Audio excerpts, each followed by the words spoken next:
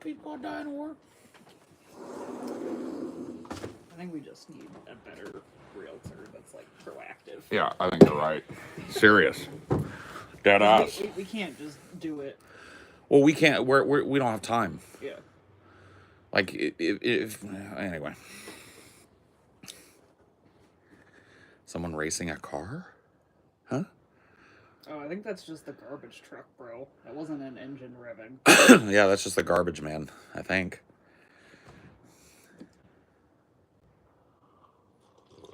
You need to get your ears checked if you think that sounds like an engine revving. Maybe it sounds weird through their, filtered through the internet. I don't know.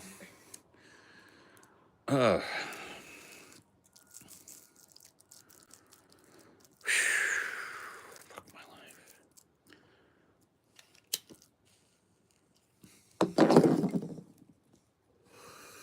Yeah, we need a realtor. You know what else we need?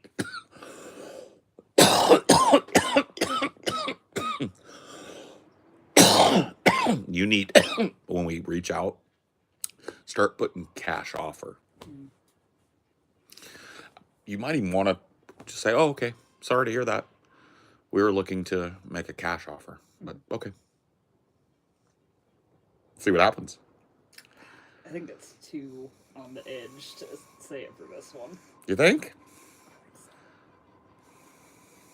I mean, we don't make the offer. We just tell them that's our intention. Yeah. Our intention is not to finance. Our intention is to make a cash offer. The Seinfeld voice, what's the deal with what is the deal with realtors? They make money selling houses, but then they ghost you. What is the deal? Hello, hello. Are you an investor? No. I'm actually an anti-investor. I invest in myself. My own business and my own comfort.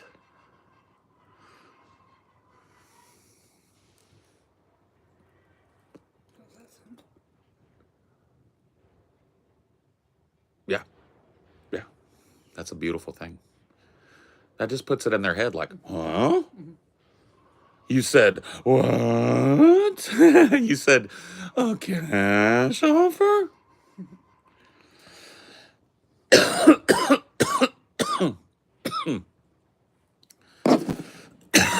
You seem exceptionally radiant today.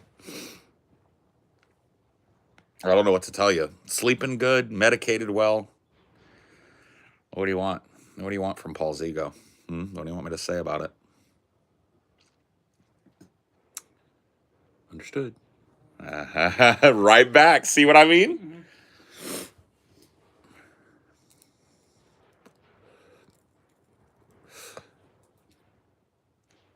That's the magic. You know what? We need to start using the magic sauce. Mm-hmm. If we find something that's in that range. Yeah. You need to start dropping that like it's a piece of pointless information. Yeah. Just like describing what we are. Mm-hmm.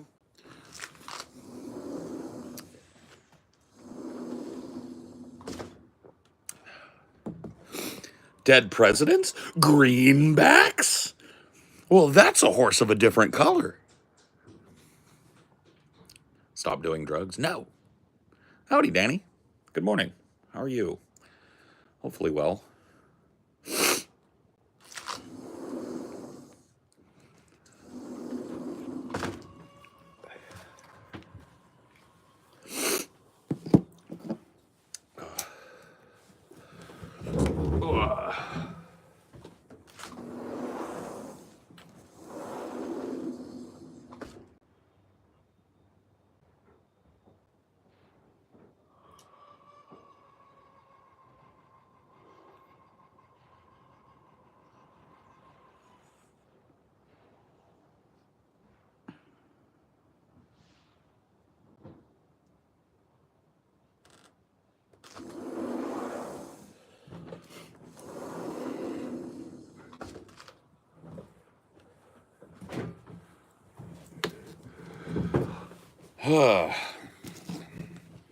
Yeah, we just discovered that that's a little cheat code. Yeah.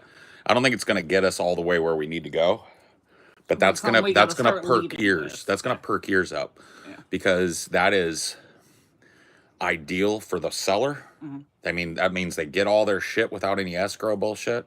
That is ideal for both sides of the realty transaction. Same thing for them. They don't gotta wait till things get funded. They don't gotta wait 3 months for fucking escrow to clear. Mm-hmm. It's just over. And if we're offering that, we need to let them know up front. Because that's the way to do it.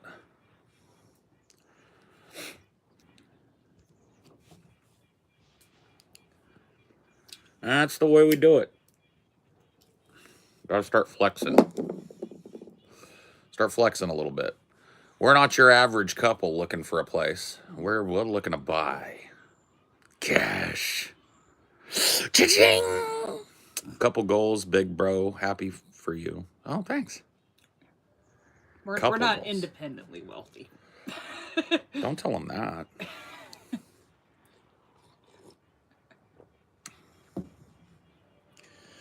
Don't tell them that.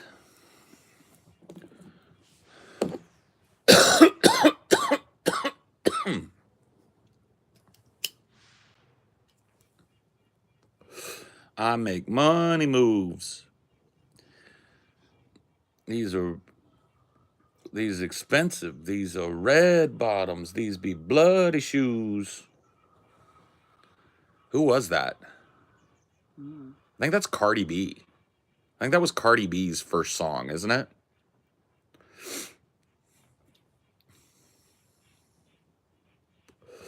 Amelia's worth her weight in gold. She's worth her weight in diamond.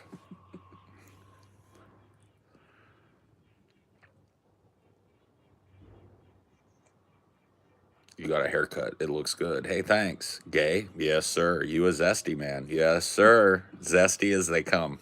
You're very sweet, baby. What? You're very sweet. Oh, yeah. Well, you know, I'm sweet.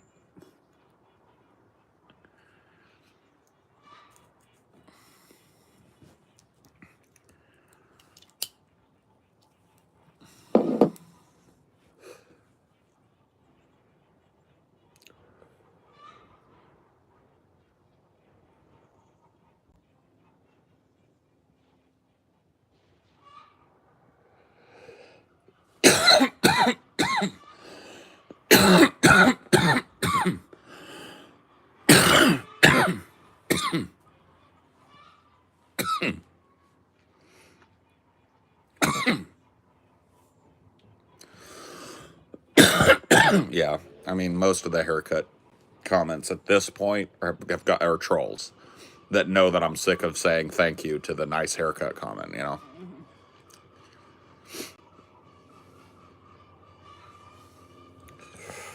Paul loves his diamond wife, Honey Bunny. Yes.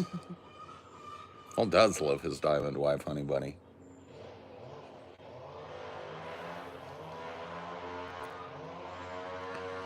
Somebody's trimming their trees today. Getting on top of it because the rain season is starting. Yep. And that's when the limbs come tumbling down that dried out over the summer. Is there any others that you want the tree guy to look at, or you think it's good? I mean, he did a pretty good job. He got the ones that were really worrying me. Yeah. This one here, he cut off before it goes up and over the house. This one's directed away from the house, so it's not trying to go up over. Yeah. So I think we're fine. These two over here were the big ones that I was worried about. That one especially. That was just deader than dead. Yeah. This one here was deader than dead.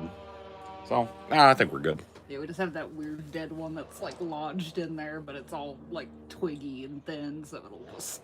I don't know what. Yeah. Do a magic trick, Paul. Did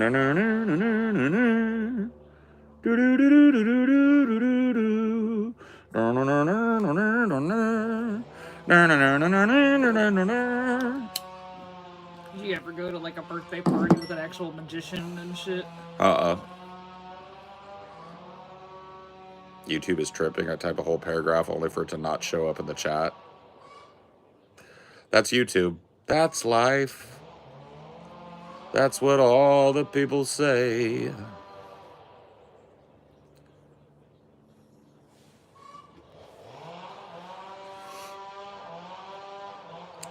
Jesus Christ is the only way to heaven. What's the only way to hell? Are there multiple that they do say that, huh? Wide is the gate and clear is the path that leadeth unto temptation. Right? Wide is the gate and clear is the path that leadeth unto temptation. So it's easy to get to hell. And there's only one way to get to heaven. According to Christians. According to Muslims, there's only one way. And according to Jews, there's only one way. But they're all different ways. And then you've got the Dharmic religions. They don't really concern themselves with heaven and hell. Hell and heaven exist here. So if you look at the Dharmic tradition, the wheel of samsara, right? The endless recurrence of life as you attempt to bring yourself closer to Buddhahood and nirvana. Interesting concepts, but completely incompatible with the Christ Savior narrative. You see? Interesting, though. I watched Heretic last night. Kind of covered a little bit of this old school YouTube atheism stuff. Very interesting movie. It'll be on the next Hey Paul, What You Watching? Always loved me some Hugh Grant when they can get him, you know, like they can get him all fucking sobered up and get him like into a role. He's always good. He's always been good. Wasn't he in that Lair of the White Worm movie? He was. He did good in that. He was. He did.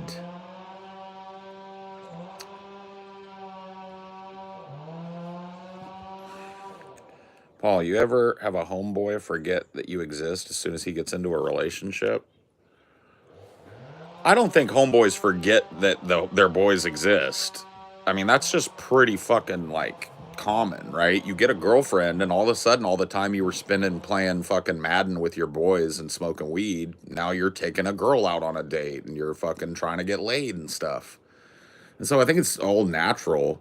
But if you're talking about a dude just ghosted all the homies, I'll tell you what happened. That's the pussy ether. So the girl that he's with doesn't like you guys. And she told him, it's me or your boys. And he's chosen. Because that don't make no sense. If he's just ghosting, I mean, if he's not showing up as much as he used to, he's kind of hard to get a hold of. That's normal shit. But if he's ghosting, that's the pussy ether. He was told who he could hang out with and who he couldn't. And the ultimatum was given.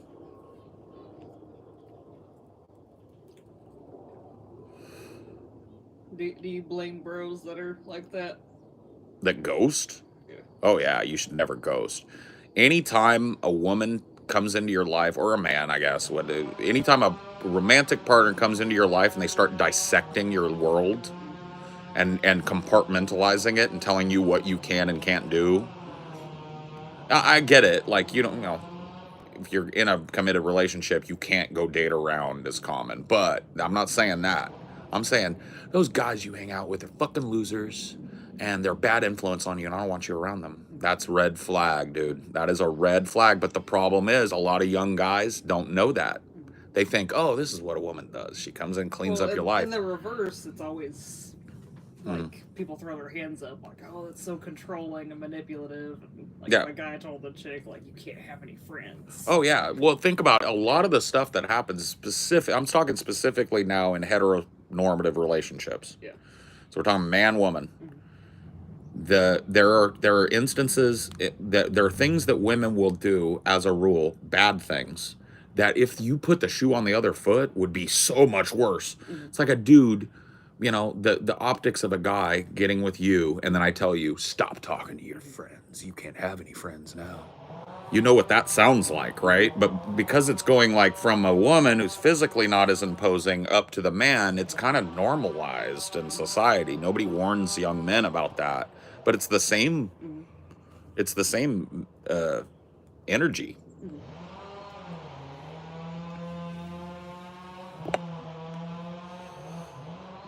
What up? Oh, it's Canty. Hey, Canty. How you doing, buddy? How you doing, buddy?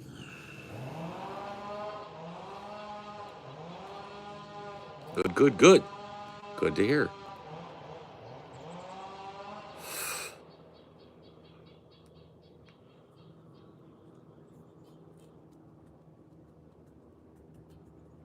Good, good, good.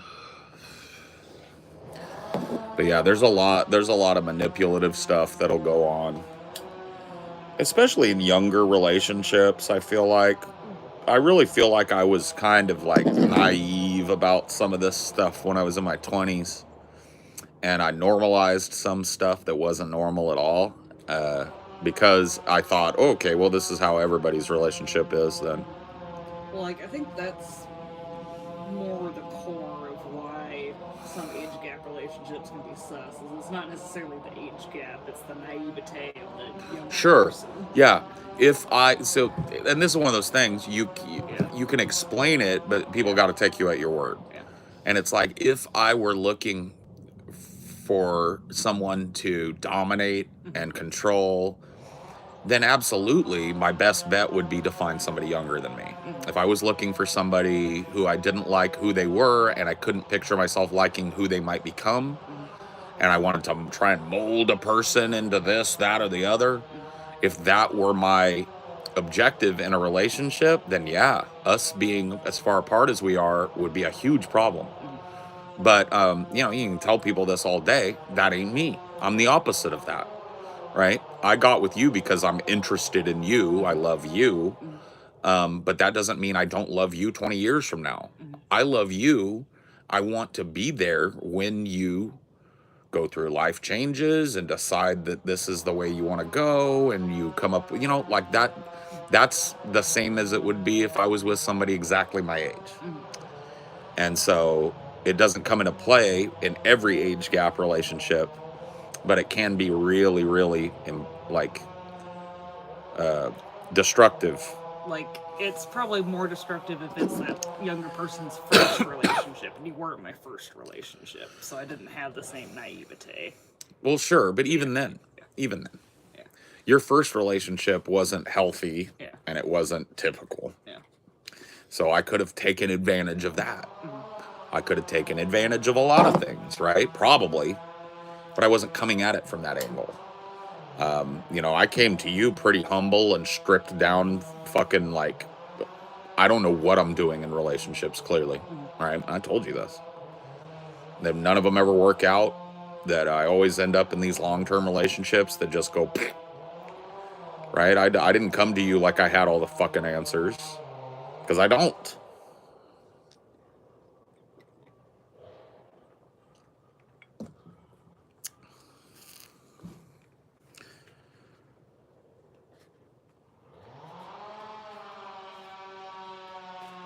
Is anyone Paul with relationships? What do you mean? I don't get it. I don't get the question. I don't know, though. I don't think that there's like a Bible for relationships and shit. People are so complex that you really have to have a mindset, I think, for a relationship to work. You have to be willing to share your life. That means share your life. That doesn't mean dominate and create your life and have a person there to help you. It means share your life, right? Whatever that is.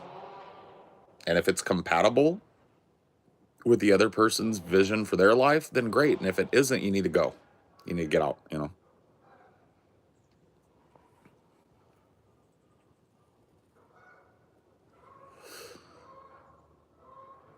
Well, that is true. Sometimes relationships run their course, but the idea, I went into every long-term relationship I had with the idea of being with that person forever.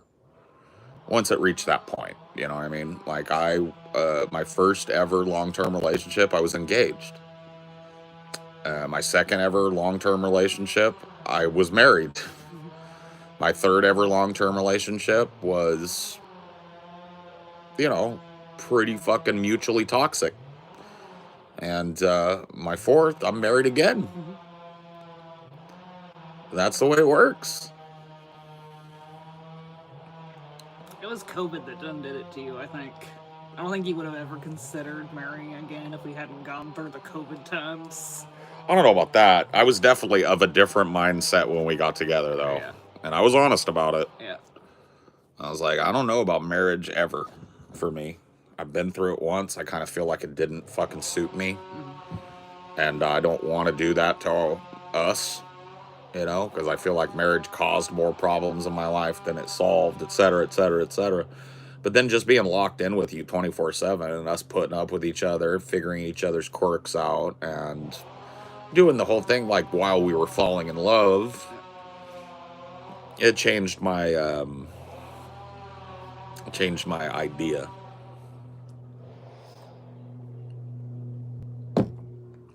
I feel that young people in relationships fall into codependency oftentimes. I gotta be honest with you, I got different ideas on codependency. Codependency is a psychological buzzword that's thrown around. It is a problem with some people, okay? People don't individuate. So I'm not saying it's always good, but everybody that's in healthy relationships is codependent. That's part of what a relationship is you depend on that person and they depend on you. So being codependent is not a bad thing. It's actually part and parcel of relationships.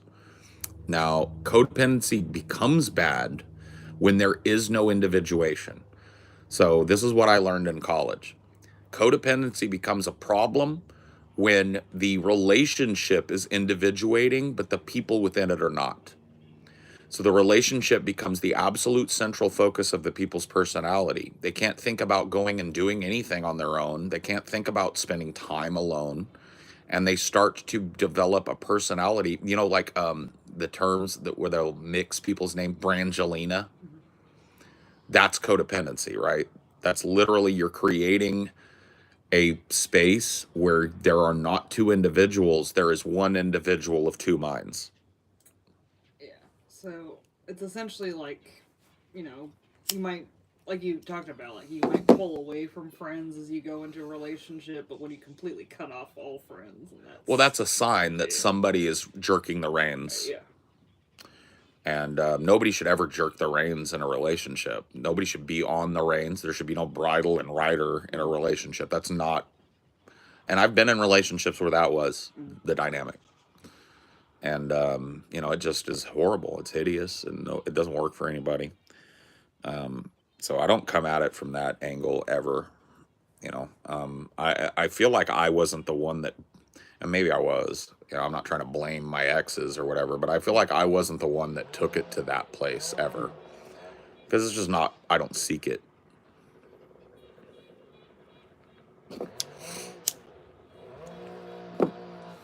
No, I wasn't trying to clear it up. I assume you probably know that, Sophia. It just made me think, the last time I went back to college, I did a lot of like psychology classes, child development, and I wrote papers and stuff. I wrote a paper on individuation, and so that's a big topic to me.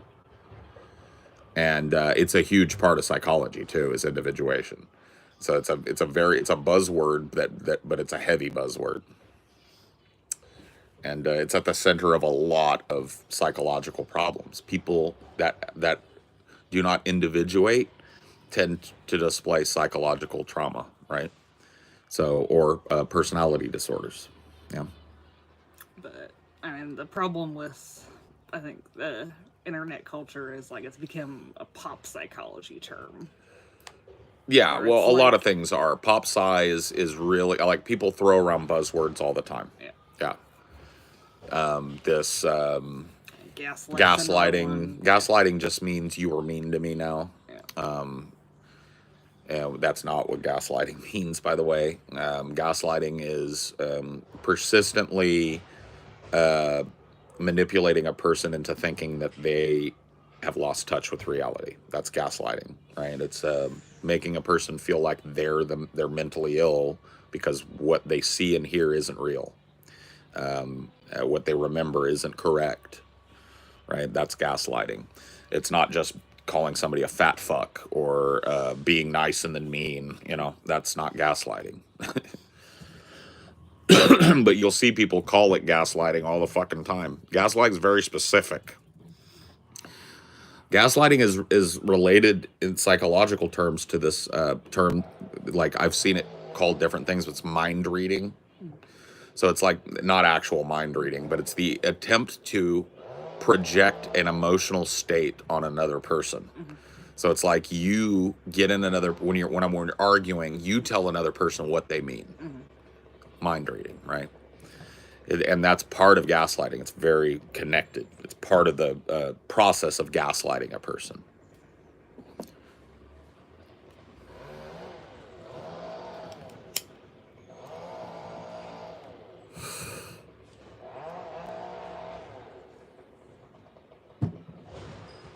Cold read. Yeah. Cold reading is a psychological manipulation, social engineering technique where you watch a person's manner of dress, their appearance, their body language. You listen very closely to the way that they talk about their life and themselves, and you make inferences about them that can seem magical. Right? And so you can see this in action with guys that do these kind of psychic stage shows, right? They do a lot of cold reading in conjunction with plants in the audience to create the illusion of knowing things they shouldn't know. And you can use this as a magic trick, or you can use it as a social manipulation tool. You let the person think it's magic, but you just act like, no, it's just simpatico. We just been through the same thing. Or there's hot reading too. Like Matt Lauer had a psychic on, and like the psychic talked about like, oh, your dad is with you when you go fishing, even though he like did like a dozen interviews talking about his dad and fishing. Yeah. Like it was. Well, everything goes into the cold read. Yeah. So you never assume a psychic that's doing a public appearance is unprepared. Yeah. They are never unprepared. They know people in the audience. They've collected information about the bystanders, the hosts. They know everything. They play country dumb, but they know everything to the extent that they can. But that is just that's a showmanship way of discussing this social manipulation technique. But there are millions of people out there using it, and they're not labeling it as a psychic magic trick or a show. They're doing it in their lives, and man, it's fucked up. Now, I'm not gonna lie to you guys. In my online fuckery, I use this type of stuff, the cold read, all the time, man. All the time. Well, not all the time, but when you guys see me arguing with somebody, I'm cold reading. I'm reading in. I'm listening for buzzwords. I'm listening for repeated references to certain things. Because when we start to understand social engineering, you understand people are desperate to tell you about themselves, even if they're trying to be close to the chest. Human beings are social creatures, and they yearn to be known. They yearn for their story to be understood by other human beings. It's a simpatico feeling, right? And once you understand that psychological phenomenon, you can do magic tricks with people. I call it buttoning. So when you're talking about bullying someone or being mean to someone or winning a fucking heated argument with somebody, buttoning is what you do. Or bull baiting, right? You find, and usually they will tell you what it is. I'll give you an example. This happened just a few days ago, well, a couple weeks ago, on the Dome, which is this blood sports server that I hang out in.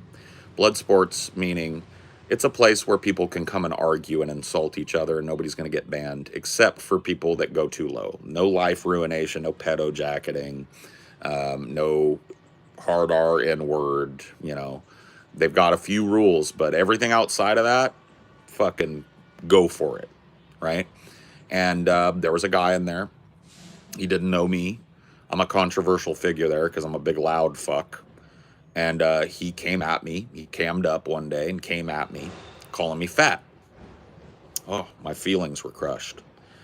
And I used a little bit of the tactic that I'm talking about now. Social engineering, cold read. I looked at the guy. He isn't fat. And so I asked myself the question as he's talking at me, right? Why would this guy immediately go to a physical thing? So I started looking at him. I sized him up. He's 35-ish. So middle age is knocking at the door. He's got a big, ostentatious man bun on his head. And he's wearing, even though he's not super in shape, he's wearing a Captain America muscle shirt. And I was like, man, the 40s are right around the corner for this guy. And so I just zeroed in on that, right? This guy came at me about my physical nature because his physical nature is declining. And he is desperate to hold on to that virility that he had in his 20s, but it's slipping. And so he's got a man bun on his head. He's got a muscle shirt on because he wants young women to look at him and see virility. And so I just attacked that in him. This guy hates me now. You know why? Because he gave me everything I needed to have a button on him. He should have never opened his mouth, right? Because I'm an adept at this, right? I'm not a master social manipulator, but I'm really adept at it. I know what it is. I've studied it. We called him a Samson. Yeah. Yeah, I called him Samson. I said, your whole fucking personality is up there in that hair. And when that starts thinning, buddy, what are you going to be? Fuck you, fat fuck. How you gonna tell me about how? And now this dude, when I come into a room on the dome, he'll go, oh no. And he just leaves. He won't even talk to me because I buttoned him. And how did I do that? He told me. That's what I'm talking about. That's cold reading. It's social engineering. And that's how powerful it is.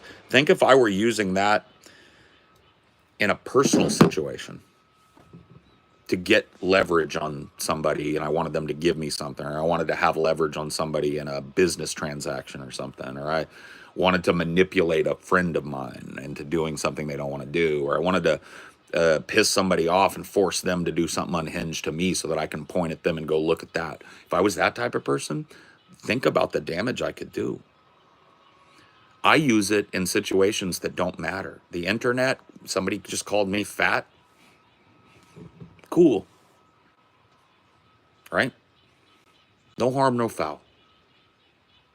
But I don't use this shit in the real world. I don't manipulate people like that, even though I know I could, because it's really unethical. But there are a lot of people like me who are adept at it, who don't have that ethical consideration. They'll use it online, they'll use it offline, they use it on their partners and their families and their parents and their friends and their bosses. Like, going back to gaslighting, I feel like you can't successfully gaslight someone until you know their buttons. Well, yeah, exactly, yeah. You need to have some personal knowledge of a person's psychological makeup, their buttons, and their traumas in order to gaslight, for sure.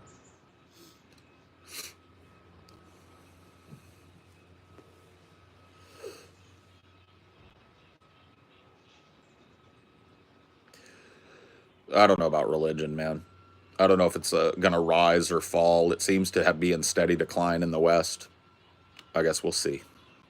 Well, they're desperately trying to hold on to it, so that tells you the state of it. Mm-hmm. That they're trying to escalate it and push it more.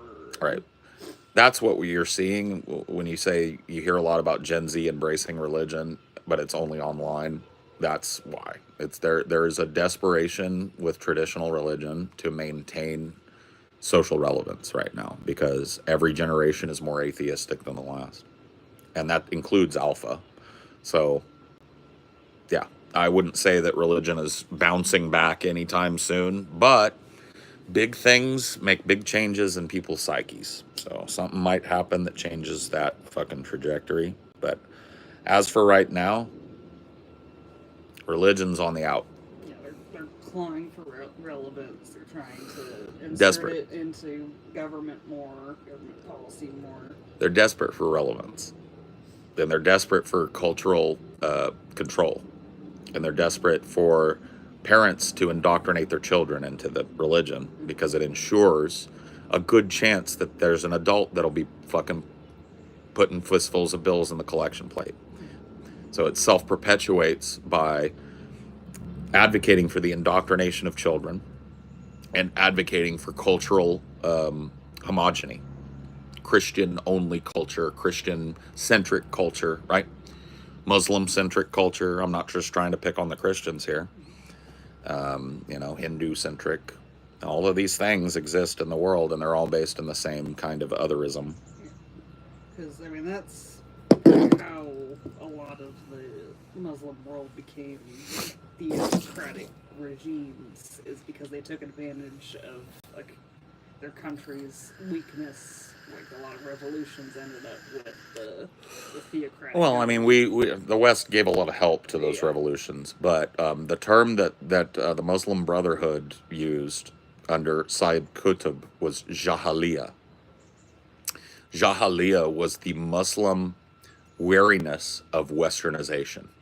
This idea that, because Sayyid Qutb was actually an educated man, came to America, studied in America, and he had a spiritual revelation when he went to a frat party. He was invited to a fraternity party, and this was in the late 40s, early 50s, and the women there were dancing with men very close, and he saw people canoodling in the corner, and he realized these people have turned their face from everything in the Quran. They've turned their face from God, and they're doing exactly the opposite of what they should do. And it filled him with a sickness. And they call it Jahiliyyah. And he went back to his country of origin, Saudi Arabia, and he started, you know, becoming a religious fundamentalist, but he was benign. He's just a preacher, just like an American preacher saying, oh, the world is sinful, right? He started preaching Jahiliyyah. The West is undermining the beauty of our religion and undermining the beauty of our culture. Look at our women. Look at them as they strut around in dresses and they drive cars and they pursue their, you know. But he wasn't making any impact. Then the Iranian Cultural Revolution happens. He gets swept up in that. He gets taken to a fucking torture camp. He gets tortured to the point where he has a heart attack. Almost dies. He's released out of that, and all of a sudden he's a terrorist. And he's got the chops to go to these religious fundamentalists and go, look what they fucking did to me. Jahiliyyah. And that's how we get Al-Qaeda. That's how we get, you know, all of these terrorist networks. That one man mistreated by the West. One man.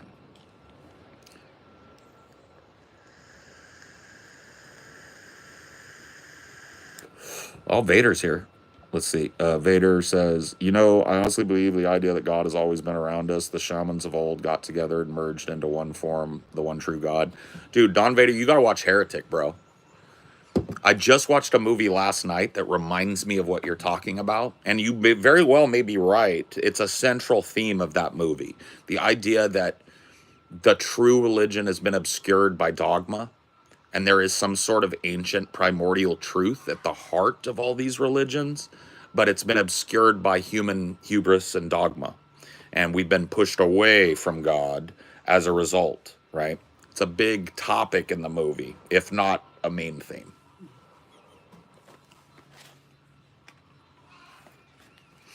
So I don't know if that describes what you're talking about, but if it does, if it's close, you should watch that movie, Heretic, Don Vader. Next time you're feeling like you want a good fucking horror movie.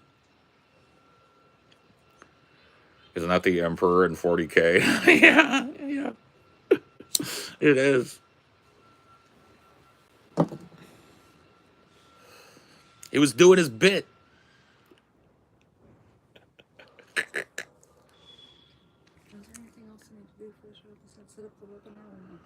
No, I think we're good. I've got plenty of time. Like I said, I just got 5 or 6 more big videos to pull. And I'm just going to make sure the order's fine. But I'm good. I'm good. Yeah, just announce it when you normally do. Did I launch a new Discord server? Yeah, Salt Rackus is back. It's a smaller affair this time because I don't want drama at all.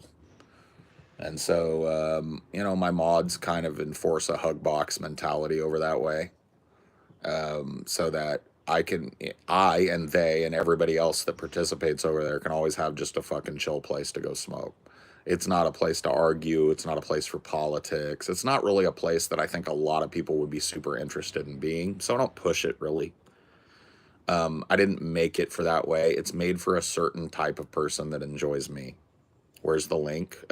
Somebody in the chat might have the link. Yeah, wasn't it just discord.gg/Paul's ego? We lost that, oh, though. You lost that? Okay. Yeah, because you have to get level 3 server boost or whatever, and we fell underneath that. And I just told them not to do it next time because it's confusing. So we just keep the Discord link or whatever. I don't know where the link is, Crescent Slice. If one of my mods has it, they'll throw it up. In the description of like the videos. Oh, it might be in the onion nuggets and stuff. Oh yeah, if you go over to Onion Nuggets, Crescent Slice, I'm pretty sure the Salt Rackus link is in the description of those videos. So just go, lives. Yeah, go to the live tab and look at the last show, and in the description there's a link. I'm sorry, I just don't have it on hand. I don't really recruit. I mean, you're fucking like more than welcome to come in, but I'm not really trying to like surge people into that place at this point. Right now, it is an occasional fucking chill spot for me, and it's a chill spot for the group of people that moderate now it. It's an invalid link. Sorry, only TJ's is working right now. Oh, so it's in it. You lost the server boost. Yeah. Change that. Yeah, it's fine. Yeah, Crescent Slice. Amelia will fix it in the description and stuff, so you can get it there for today's show. Yeah. Can we get a pic of Paul photoshopped over Paul Atreides screaming, "Long live the fighters"? Yes. Long live the fighters! My name has become a killing word. One team! What do you call the mouse shadow on the second moon? We call that one Muad'Dib. Can I be known as Muad'Dib? You are Paul Muad'Dib. And you will also be known as Usul among our tribe. Usul is the strength at the base of a pillar.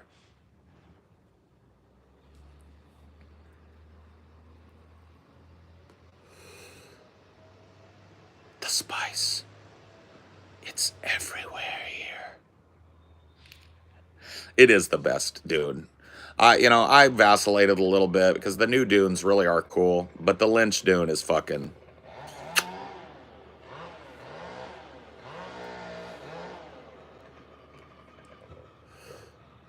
Sting in his underpants, yes. Fate. Lovely, lovely, beautiful fate.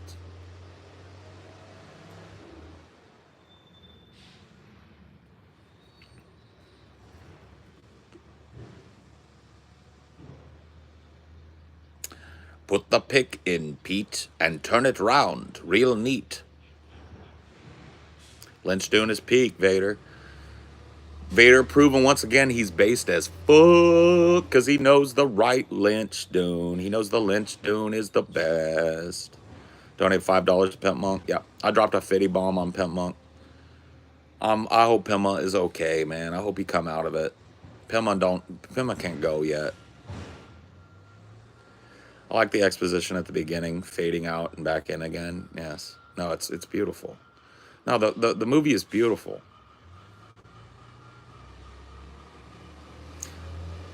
Tell the Bene Gesserit witch to leave.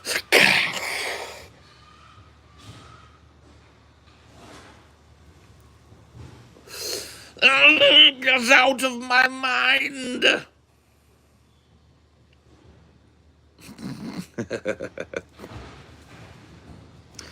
Wait for my brother, Baron.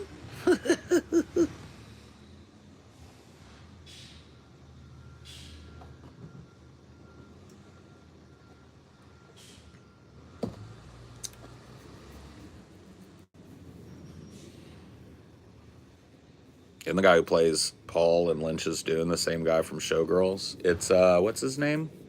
It's also the main character in Twin Peaks. I brain fart in his name. Kyle MacLachlan? Kyle MacLachlan. Yes? Yeah, Twin Peaks guy. Yeah, Kyle MacLachlan. There you go.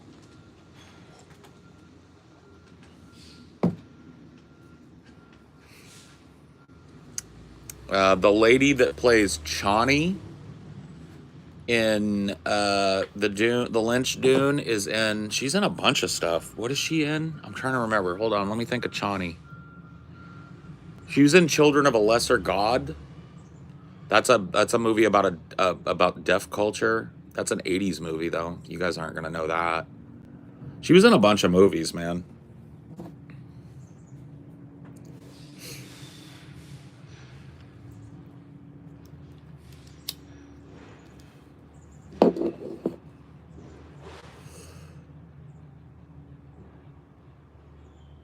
Blade Runner. That's the one I was trying to think of. Yeah, she's the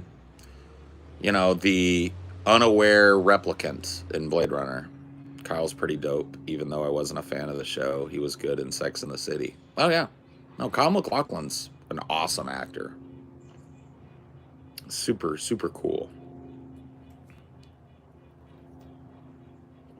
A great guy. Really big guy. Big guy. Kyle MacLachlan. Great actor.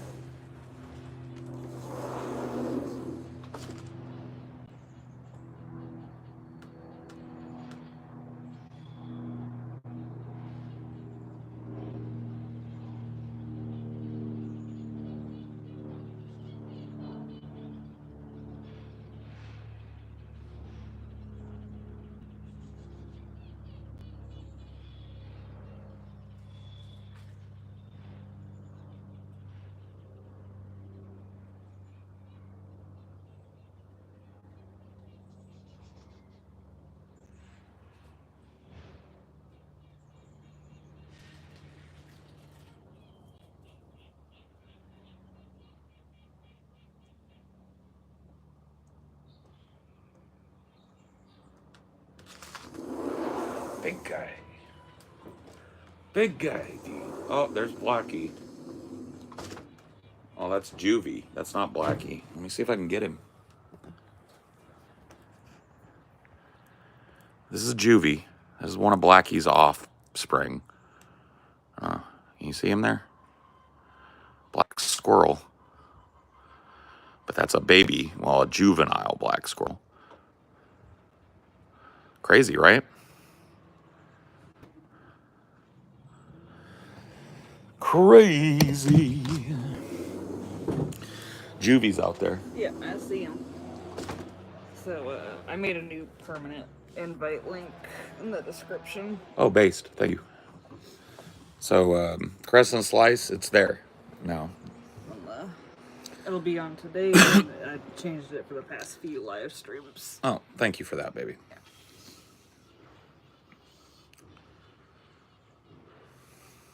But, yeah, you can tell that's a juvenile because his tail's too thin, and he's too small. Blackie's huge. Yeah. Blackie's double that size with a big, fluffy black tail. So that's... Because females have fluffy tails, too, when they're full grown. Mm-hmm.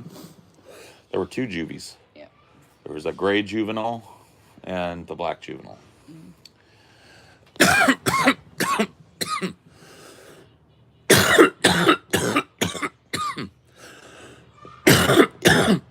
Oh, I love squirrels. Dinor, not so much. They troll him. Sometimes they will sit there. We'll see if it happens today. Because Juvie is feeling frisky today. You can tell. Mm-hmm. Sometimes Blackie or one of the other big grays back here will be out here scratching around on the dirt, and they'll notice Dinor watching them, and they'll put their tail up and go, Reh! And when they do that, he fucking chases them. He goes, no, you didn't. Don't square up at me, boy. Right now, he's just like deciding. Mm-hmm. Dinor is deciding if Juvie has stepped over his boundaries. Up, Juvie is now standing up, further tempting the beast.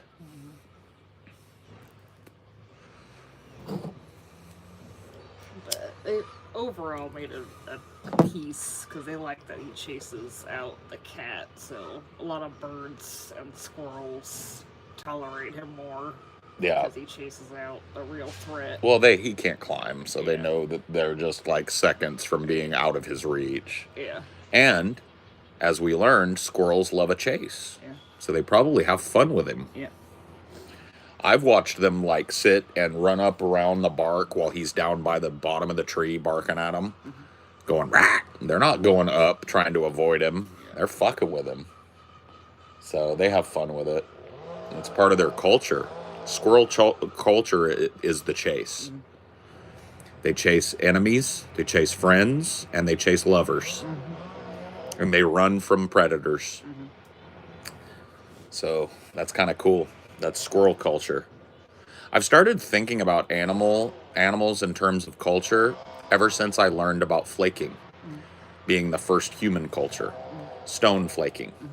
So they find these stone obsidian knives that are over 1 million years old. This is before human beings were human.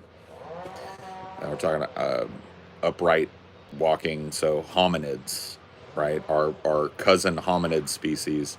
The first human culture, as far as we can tell, came about in the Stone Age, and it was flaking of obsidian into usable knives and tools. And it's theorized that culture, which lasted over 1 million years in our cousins, is the reason why we were able to get more protein for the more brain stuff, and we were able to shrink our stomach to an external thing, right, and have it outside of our body and stuff. Like, because technically your stomach is outside your outside of your trunk. Oh, because it's It's not protected by the rib cage. If you look at a chimp, the chimp's rib cage covers their stomach, their kidneys, and all of that. We have all our shit is just hanging out there. But it allowed us to develop less in the range of pure physical strength and agility, and it allowed us to be a more successful scavenger species. Hunting was a culture that didn't come around for over 1 million years after flaking. So I had so many misconceptions about human history. I always thought that hunting and fire were what made us. It's simpler than that. It was a tool. The first ape that grabbed a piece of obsidian and threw it on the ground, and it created a flake, and he picked it up and he accidentally cut his finger with it. And instead of just throwing it down and going like, okay, I'll avoid that, he went, huh. What else can I cut? What about that deer carcass that we found? Oh shit, it's way easier, because think about it. If we didn't hunt, we were opportunistic scavengers. So maybe we could chase off a predator and get part of its kill, drag it back. But the only way that we could think about it before Flint, the only way we could get meat off that carcass was with our hands and teeth. So you're biting, ripping off the inedible hair, getting down to the meat, you're biting sinew, you're biting, there was no way for us functionally without using our hands and our teeth to separate that meat from the carcass. And so it was very, like, a lot of that's inedible and undigestible, right? So it was a very every once in a while thing for our hominid ancestors until Flint. Flint allowed us to shear that good meat away from the bone, sinew, and cartilage and get good edible meat. It allowed us to scrape hides. So it allowed us to remove hides, number one, slice the hide, rip it off of the carcass, and now you've got something that if you scrape the inside of it and don't let it go to rot, it will dry out, and you can use it as a blanket. You can use it for shelter. So yeah, that's just that. It's made me think about other animals, because they're not developed in the same way that the hominid species weren't developed, right? But they have culture. They really do. The culture of squirrels is the chase, and it's probably been that way for over 1 million years. They chase each other for fun. They chase each other for rivalry. They chase each other for sex. And they run away from predators. It's all the chase. We're going the extra long way. Mm-hmm.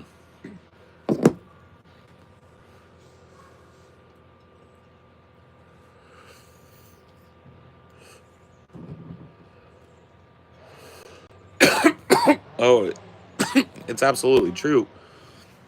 You know, it's easy to look at all the things that we've built in the last 500 years and think like, man, we're so far from that, but we're not. On an evolutionary time scale, so our ancestors had stone axes for longer than we've existed. Think about that. So our ancestors, Australopithecines, Homo erectus, were using stone axes for 1 million years before we, Homo sapiens sapiens, even existed. What do you think about that?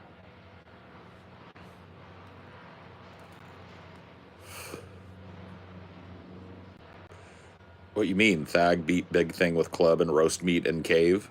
Fire didn't come until well after stone tools. So the hand axe is actually the key to fire. Hand axes were made with flint. And when you strike flint against a stone surface that has iron in it, it throws off a shower of sparks. Flint and steel. But it was over 1 million years of hand axe before we see any evidence in the strata of humans having repeated fires that they kept. You know, it's not until a 1 million years after the innovation of the stone hand axe, which is actually a really beautiful innovation. If you look at ancient stone hand axes, they're a perfect teardrop shape. And they kept that same exact shape for over 1 million years because it worked. They didn't have a haft. They would grab, they built the stand-out hand axe to hold in their hands, the teardrop, to chop, to fight with, to throw.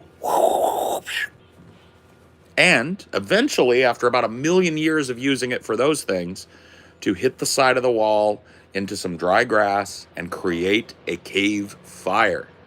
And once that happens, we become a different species because the fire becomes the center. The fire is the first classroom. The fire is the first storytelling place. The fire is why we developed language, because all of a sudden we have all these extra hours where we don't have to be afraid. Fire keeps predators at bay. Fire lights up the night so it's not dark. So we have all these extra hours to socialize where we can't really be out hunting because it's too dark, but we don't have to be sleeping either. We can be cooking. And this is where, right around that fire, this is where language starts to take root. So the only reason we speak is because an ape grabbed a rock and realized you could make a sharp thing out of it.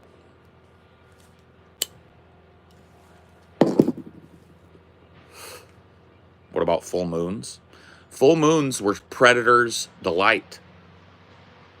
So at night, a hominid species that is defenseless, doesn't have weapons yet, or has very, very simple weapons, is soft. They have to be quiet. They have to hide at night. They have to hope that a big predator doesn't come to the mouth of their cave, right? Now they've got fire. They don't have to worry about that anymore. Now we own the night and the day. And that allows us all of this extra time for socializing and language development, teaching moments. The children of a tribe would gather around the fire for safety and warmth. The elderly in the tribe would gather around the fire in the morning time to, knock the cold out of their bones. And at that space, old met young. And the first classroom happened, and it's theorized by some language people that that's the reason why we developed language. These teachable moments when the old among us that could no longer go out and hunt, they now weren't just a burden. They passed that knowledge and training along to the youngsters, so when they were old enough and strong enough, they could take on that role. And then the old would pass away. That's human. That's human. That's when we became what we are. And all because of that first human culture, a 1,000,000-year-long culture of hand axe making. Interesting, right?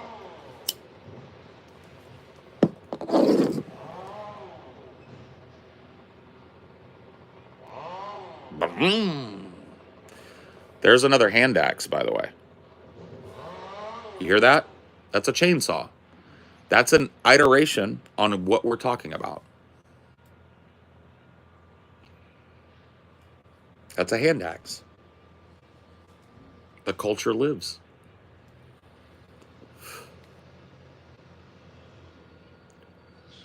Yep.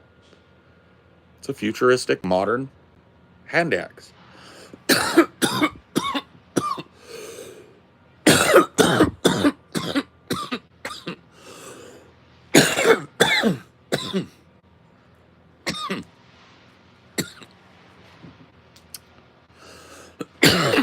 It will break your concentration, but I've learned that these key core concepts that I hold dear to me are key and core because they touch everything.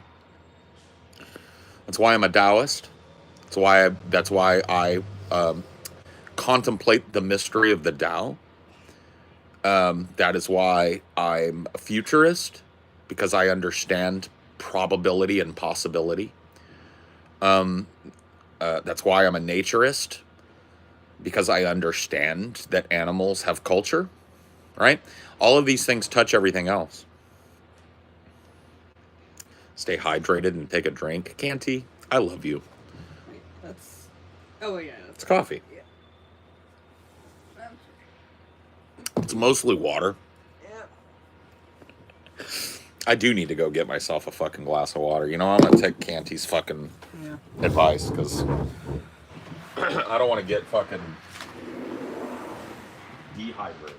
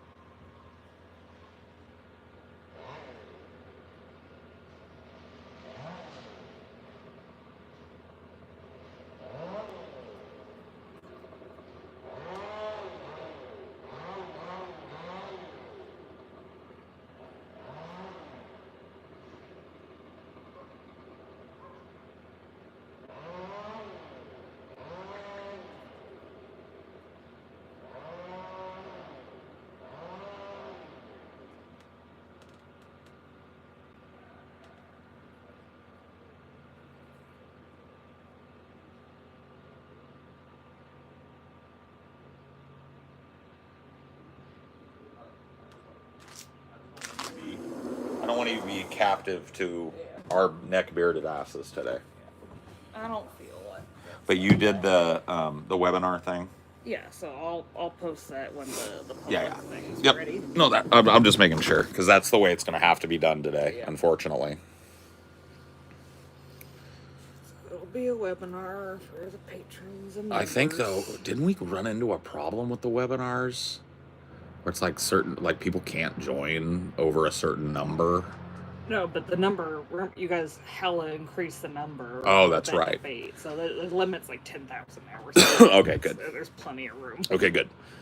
Do you think religion has taken away some of our connections to nature and made it so people think they are above it? I think so, especially for Christians. Well, it's certain, like, and I don't know as much about other religions, but I do know that, like, Christianity in general, and I guess Judaism, talks about how mankind is given dominion, right, over nature. And when you have dominion over something, you're free to do with it what you please. And so, yeah, I do think that, religion has given us a perspective on the world that has caused immeasurable and probably irreparable damage to the world.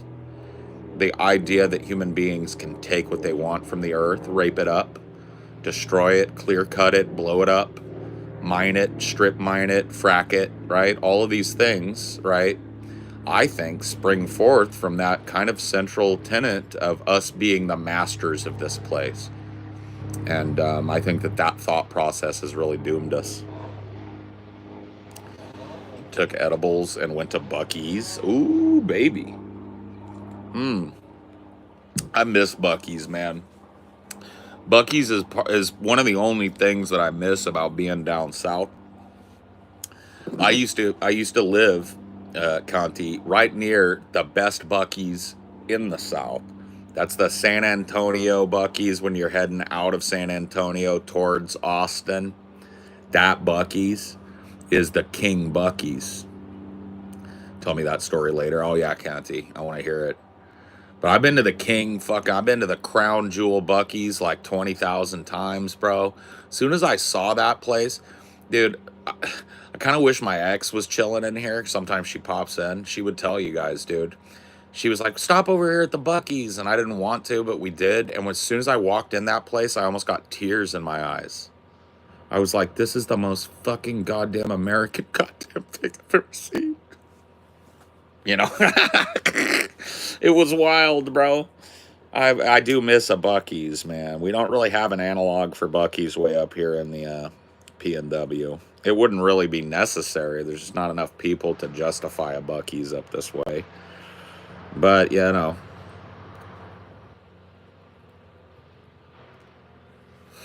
Yeah, it's like the new Braunfels Buc-ee's or whatever the fuck it is. It's that big one, man. It's got like over 100 pumps. It's not. It's nuts.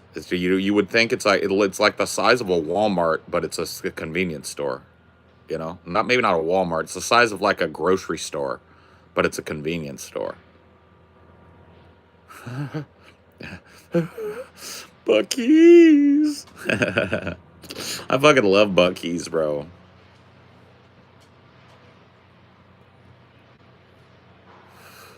I don't like the Chinese buffet when I'm stoned, Spino. You know what's fucking peak when I'm stoned? And this just shows you how fucking disgusting I am as an American.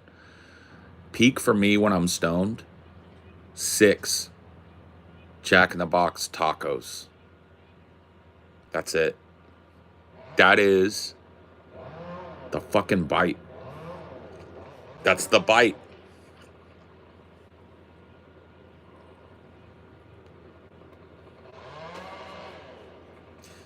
Well, I gotta tell you, Canty, you can't judge us all by that same metric, bro. You can't judge us all by that same metric. There are people up here in the PNW who know barbecue. You know, they know how to fucking do some fried chicken. I'm one of those. I'm a fucking meat wizard, bro.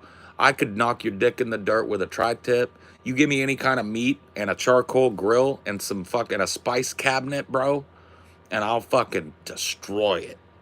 So there are those of us that know the ways of the barbecue pit, but not many. I will admit, up this way, it's kind of hit and miss, man, whether a person knows what the fuck they're doing or not.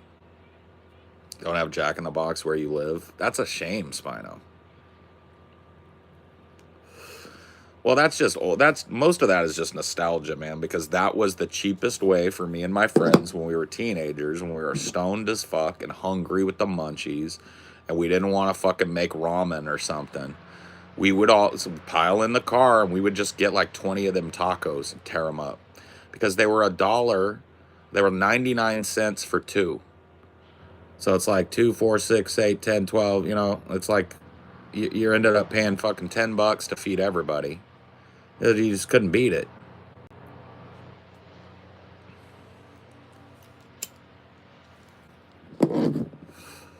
What makes Jack in the Box superior to Taco Bell tacos? They're fried, bro.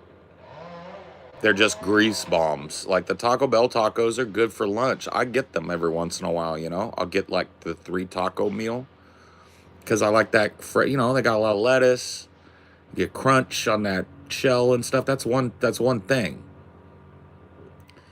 But the Jack in the Box tacos are just congealed meat, cheese, deep fried oil, and a little bit of fucking lettuce thrown in there, and it's just like hot sauce dripped on the top of that, and they just throw it in a bag. It's like processed cheese. They just throw like a piece of cheese from the, you know, like the burgers on it, throw in the meat, deep fry the whole thing, throw in some lettuce, hot sauce on top, put it in the bag. That's how they're made. And so it's like, it's a stoner taco. It's just grease, cheese, you know, It's the bite. It's the bite that I crave when I'm stoned and I got the munchies real bad. And I don't do it all that often, but every once in a while, every once in a fucking blue moon, it's like 1 a.m. and I go, fuck it. I'm getting some tacos. Bro, I make some amazing tacos. Do you know what else I make that would knock everybody here in the dirt?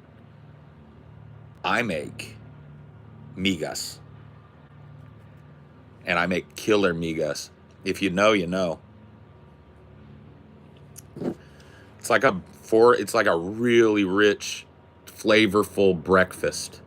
It's like a working breakfast. Central Americans, Mexican in origin. It's you fry up some corn or flour tortillas, and you add salsa, and you add cheese, and you add meat, and it's just like a big bowl of yummy, cheesy, meaty, flavorful, spicy goodness in the morning, and it's meant to keep you fucking full until lunch. So you can look it up. Migas is delicious, and I'm a fucking master migas. Well, I trained at the feet of a master migas maker. Okay, I had a fucking neighbor for 8 years. She didn't even speak English. She taught me the migas.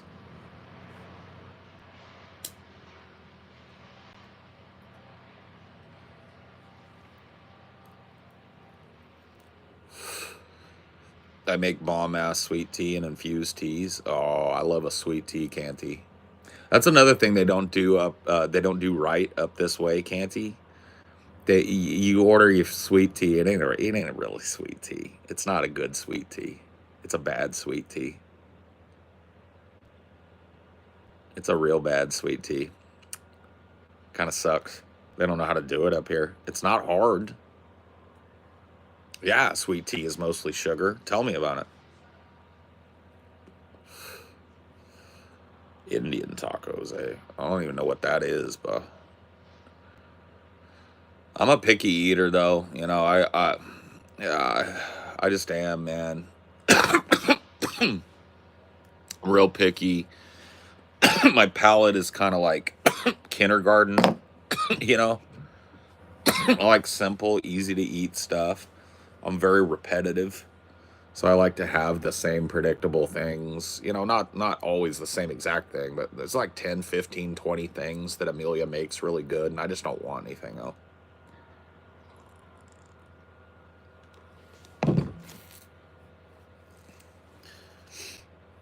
I just don't want nothing else. Oh yeah, yeah. Fry bread. Yeah, yeah, yeah. I've had Indian tacos. I know what you mean. I thought you meant dot, not feather. Sorry. Is that racist?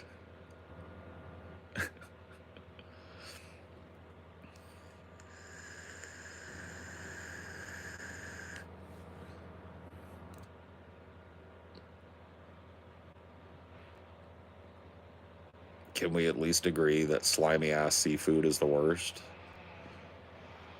I guess, man. Not the. I mean, I just don't like seafood. Well, I like some seafood. I'm a shellfish freak, bro. I'll eat any shellfish that you throw at me. I just don't like fish. Uh,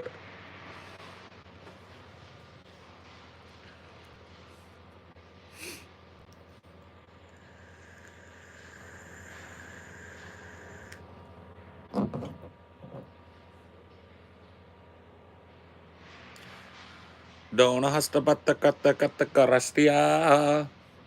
I have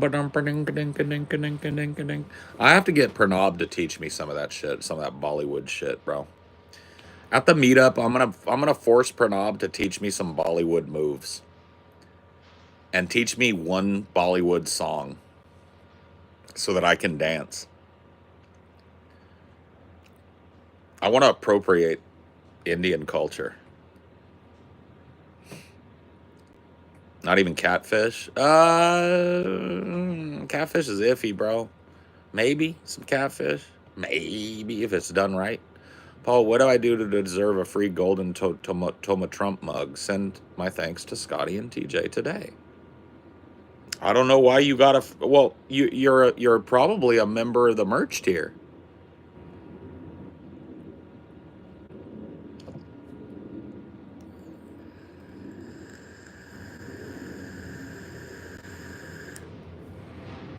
India has become sort of online punching bag.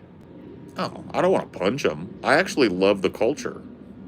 I think it's interesting. And from what I know about Indian people, they love sharing the culture too. They don't have these ideas about cultural appropriation that we've invented in the West.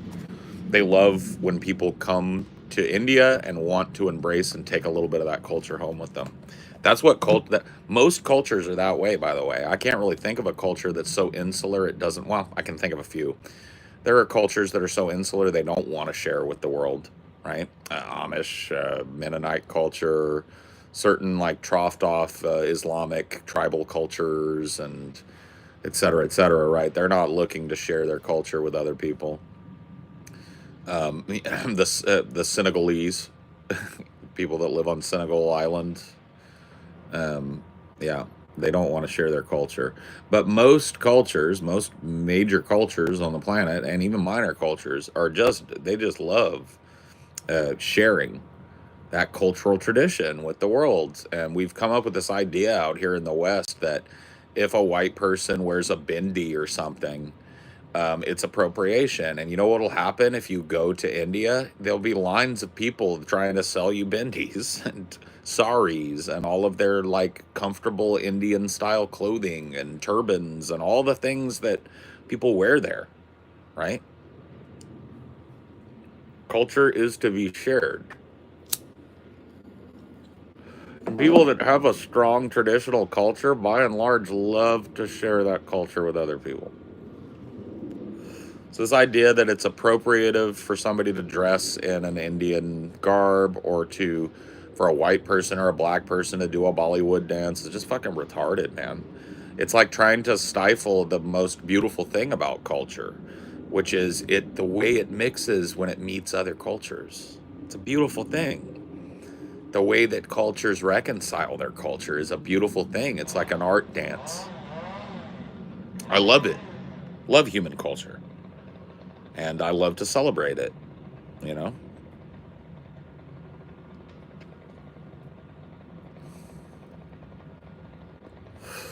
Yes, sir. It does hold coffee well. Bada bing. There he is. The one, the only, the coveted Golden Tomum. I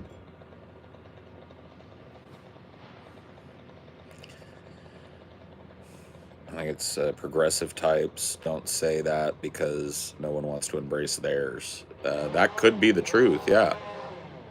That could be the truth. Wonder how much of a mindfuck it is for the Sentinelese, or yeah, Sentinelese, not Senegalese, people to discover how big and advanced the world is. Well, I don't think they want to know. I think they have an idea, and I don't think they want to know. I think that they've decided that they want nothing to do with our culture. They're willing to strip the garbage from it and use it, but they don't want anything else. They don't want to talk to us. And they're right. They're right to be wary of our culture. They've seen what like the horrors that it has wrought, and they don't want it. So, good on them. But they're disappearing. They're dying. The thing is, I think it's a group of people that wants to walk into permanent midnight together, and I don't think we should stop them. I don't think they have a place in this world anymore, and I think they know it. And I think they can feel it encroaching from all sides, and I think they know that they're, every generation there's less of them, and that they're reaching a point now where it's unsustainable, and I think they want that.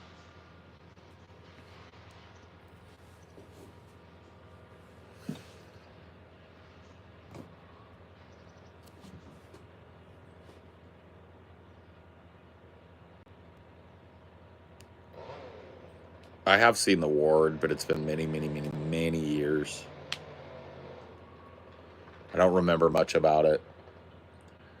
But I went on a carpenter spree when I was a teenager and in my 20s. I owned a lot of like old John Carpenter movies that I bought out of the fucking $2 bin at Blockbuster. Anybody remember that shit? Remember the big barrel at Blockbuster that had a bunch of old rentals in it for $2 a pop? Bro, that shit was my lifeline in my 20s. It was the only way that I kept myself in cinema. Couldn't afford to go to the movies. Couldn't afford to have a TV, let alone cable.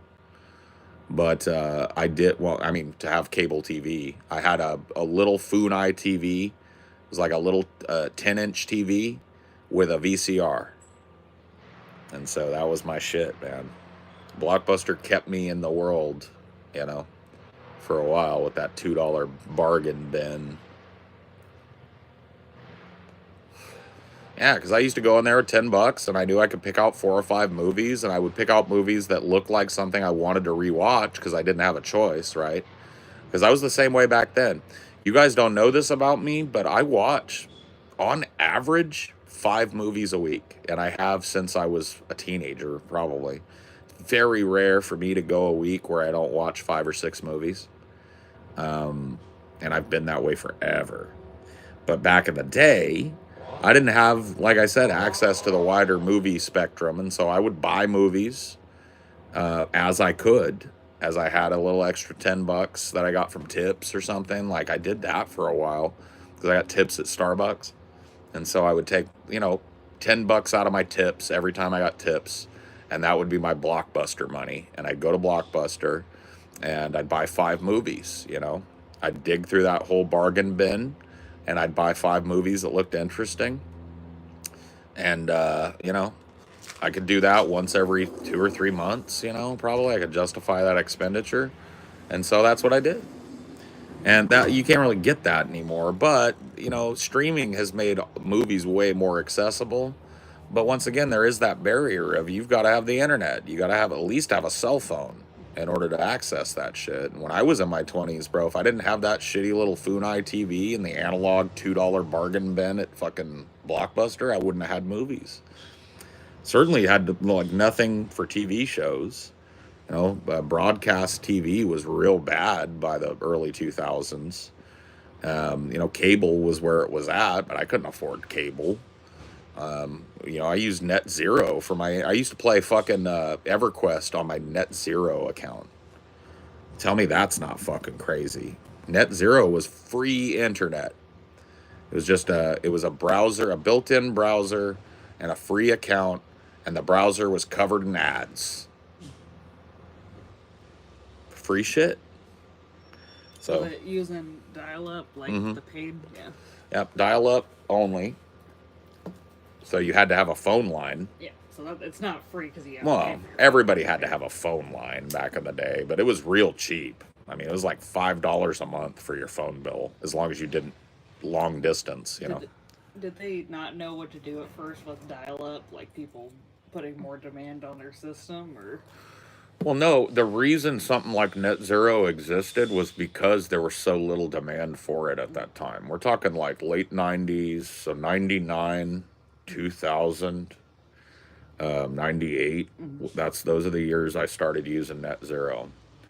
I had briefly there in the early 90s, I had AOL, but it was too expensive. It was like $15 a month. I kept it for 2 or 3 months, and I just couldn't justify it. But AOL was a weird thing. AOL was like a social network.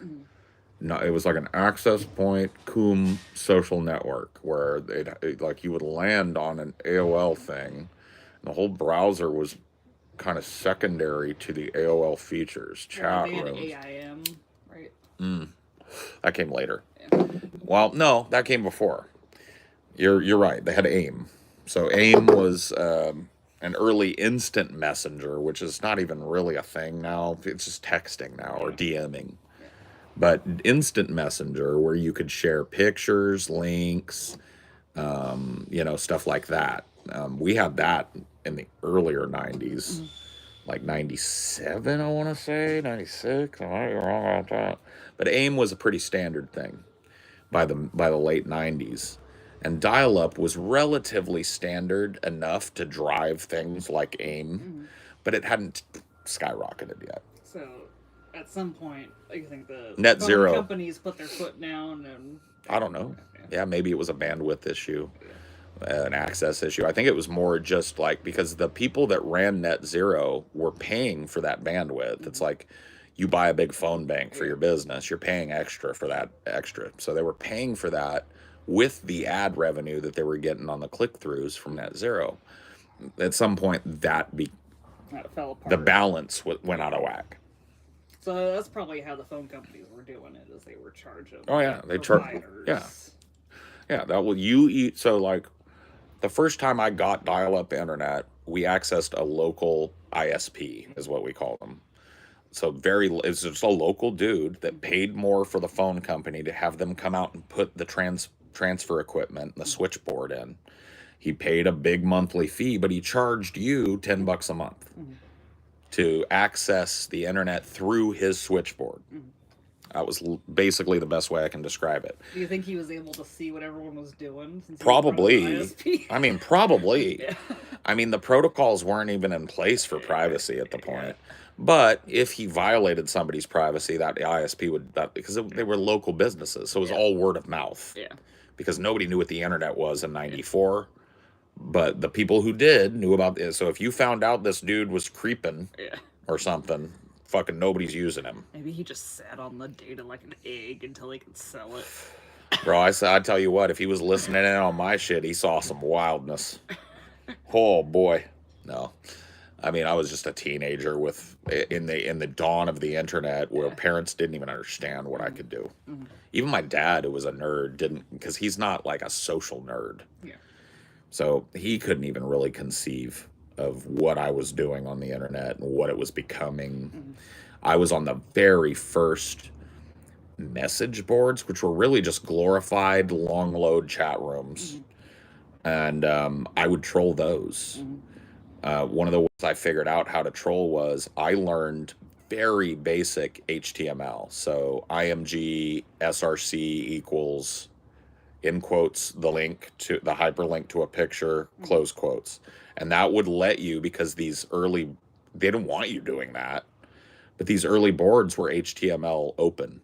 And so you could, if you knew a little bit of hypertext markup language, you could fuck up these boards, man. You could post pictures that were so huge it would take people 20 days to load them, functionally shutting down the board until somebody with admin privileges came and cleared you out. Never stole cable. I never stole cable, but I had an aunt that had the black box. And when I was growing up in the 80s and 90s, when I was still a kid living at home, and she used to run, she had a double head VCR, and she knew I loved movies. And so she would just, when she went to bed at night, she would just tape HBO for me, tape Showtime, so she'd have a double head VCR taping 2 different channels, and then she'd wake up in the morning, they'd be full. Sometimes I'd get half of a movie at the beginning and half at the end. But what I got in the middle of these long, extended hour tapes were 2 or 3 really cool movies, or 1 or 2 really cool movies, or 2 really neat shows, or, so it was always like whenever we went to go visit my aunt, she'd just give me a stack of tapes like that, and she had them labeled just HBO, Showtime, whatever. My parents weren't keyed into that. They knew, I don't know, my parents didn't care what I was watching, I guess, is one way to put it. If they caught me watching some straight up softcore porn or something, they probably would have admonished it. But other than that, horror, drama, comedy, adult themes, they didn't give a shit. They knew I was hearing adult shit at the, just at the house, The house was a party place, so. But that was cool for me. But it instituted a habit that I have never been able to shake. I watch a ton of movies. I love rewatching movies because I just had to back in the day. There weren't enough movies for me. But yeah, my mom, I remember my aunt was always trying to hook my mom up with the cable guy that hooked her up with the black box. But my mom was just paranoid. They're going to come and take you away one day. Guess what never happened? Nothing, Except Dungeons and Dragons, that is true. My mom she had read something in the newspaper about Dungeons and Dragons being a conduit to Satanism, and then all of a sudden there was a Saturday morning cartoon coming out about Dungeons and Dragons, and so I was so confused when I was a kid. Because my mom came in, she was like, you need to change the channel. She'd never done that. It was like Saturday morning was my day to just watch whatever. you need to change that channel. And I was like, huh? You cannot watch that show. That show's a devil show. I was like, what? A devil show? She's like, change it. So I had to watch some other lamer, lesser cartoon. Well, it wasn't even a great cartoon anyway, but because I couldn't have it, I wanted it. You know, so I'd watch it anytime I knew mom was like, if she was out in the garden, I knew she wasn't going to be popping in and out.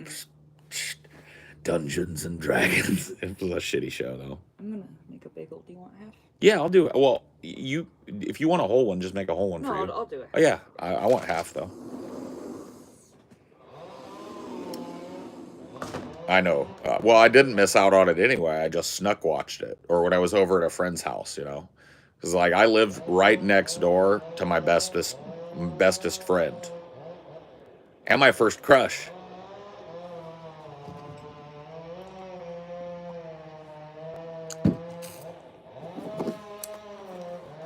So I'd be over there all the time. Or he'd be over at my place.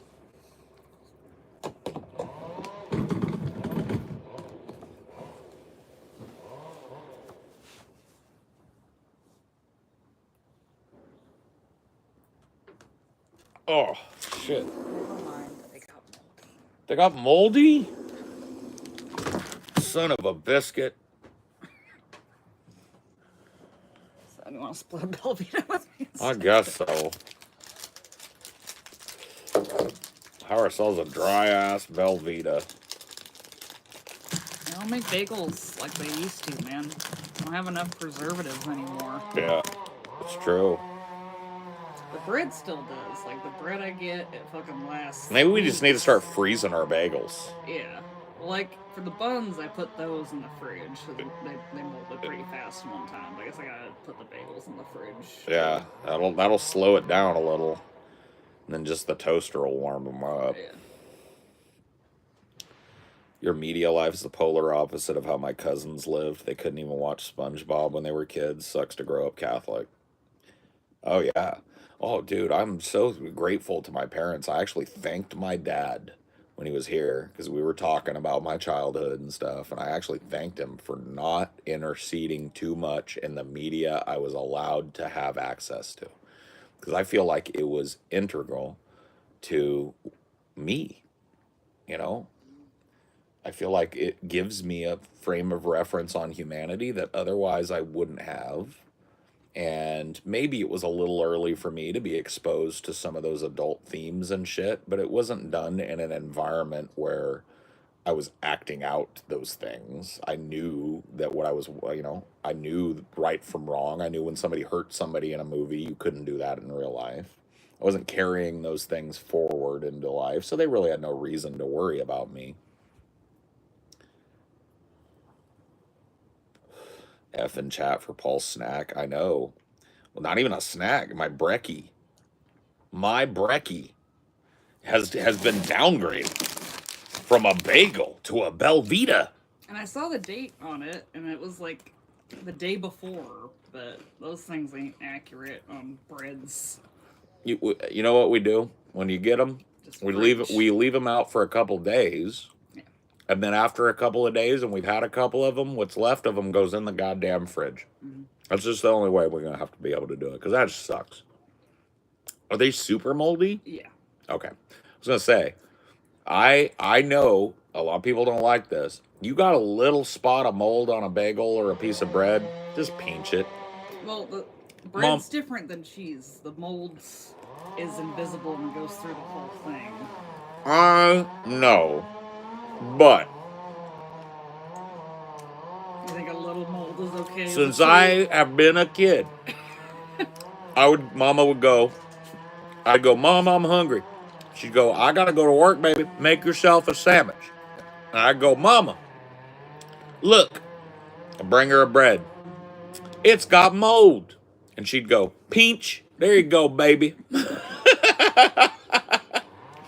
I tell you what, I never got sick.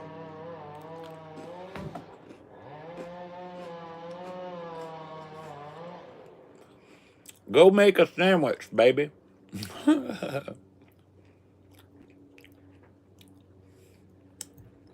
That wasn't very often, though.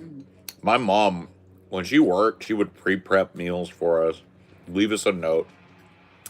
Hello, PJ and my sister. Hello, Mama made you this. All you gotta do is pop that in the microwave, and it'll be good. Love you, and I'll see you tomorrow.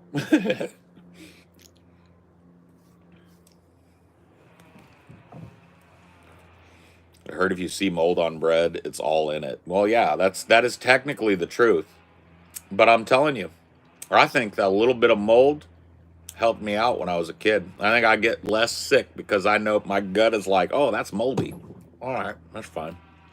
We Didn't don't have to do. TJ have like a moldy bun or something on one of the shows, and you were trying to make him freak out about it? I can't remember, but whatever. I was probably just trolling TJ. A small amount of mold is not awful. Well, there's no such thing as a small amount of mold when it comes to bread because bread is so porous. The mold is just blooming in that spot, but it has spread around there and possibly through the whole piece of bread. But cheese is like already mold, so if there's a different kind of mold, you can just go.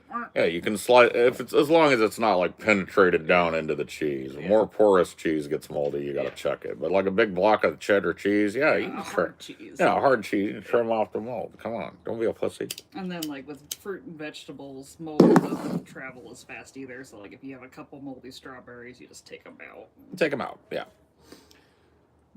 Bread's a different beast. Bread is a different mold beast. Loves bread. Well, yeah, it's just perfect for mold. It's like a little warm environment filled with nutrients that it can spread its little mycelium through.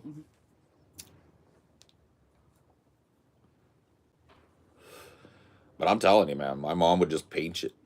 And I've always done that too. If I find a little piece of bread and it's only got one little spot of mold, I just paint it. Man, whatever. These bagels were not only one spot though. Yeah. You chase that moldy sandwich with dirty hose water. Oh my God. Parents used to do this shit to us.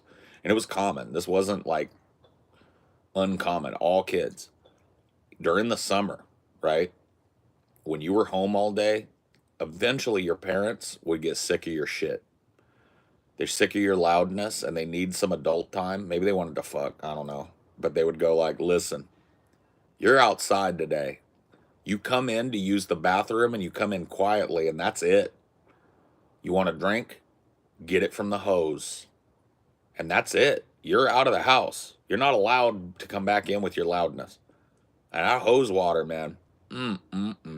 Fortifying, bracing, moldy, dirty, but oh so fucking refreshing and cold and crisp on a fucking hot summer's day. You gotta let it run for a minute because that first little burst on a hot summer's day that comes out of a hose, not only is that shit dirty and stale, it's hot. You gotta let that, but you let it run. You feel of it. Oh, it's still hot. Oh, but now it's warm. Ah, there it is. Nice and cold. Let it run out a little bit.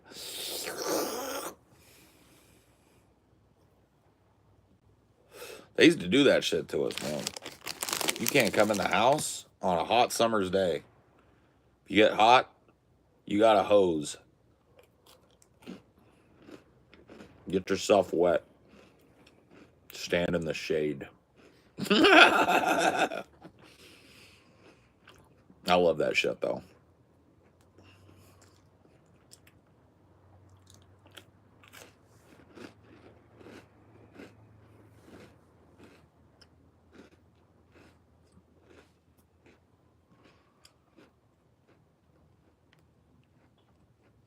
Dude, isn't penicillin moldy bread? That's a mold, I think. Wasn't it discovered on bread? I thought it was. Just give me a dose of penicillin with my bread. Take myself a moldy bagel, please. I'm feeling a little peaked. Most molds are penicillin. Proved right. Mold's good. Delicious mold.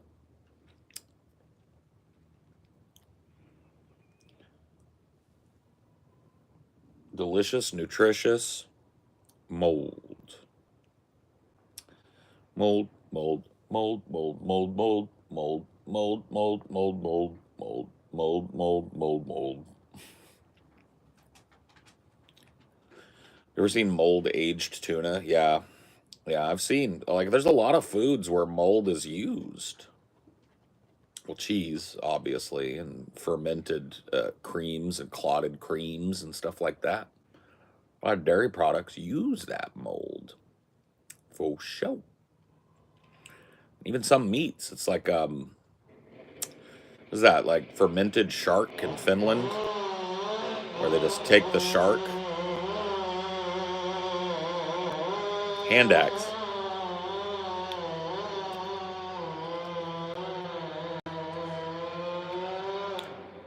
Have to get back before the street lights come on, or for the love of God, they've beaten you. Oh yeah. Well, see, I that wasn't even it for me. It was sundown because I was a country kid. We didn't have street lights. It was sundown. It was porch lights. When the porch light is on, you better be making your ass home. Because if you don't show up within fucking 5 minutes of them porch lights coming on, your ass is grass. But other than that, do what the fuck you want. You didn't got to check in. You didn't have no cell phone. You weren't expected to like ask a neighbor to call mom and tell her you were okay.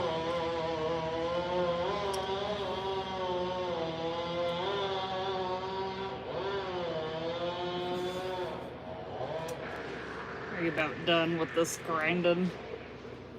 Ooh. Well, they're definitely like trimming a tree because I can hear they've got a grinder or like a wood chipper too. Probably Got any bodies we need to get rid of? It's probably about time. Yep. Wrap up and finish the episode too, though. Huh? Yep. I gotta go. Sorry. The wifey has spoken, and she has spoken true. That sucks, and I gotta go.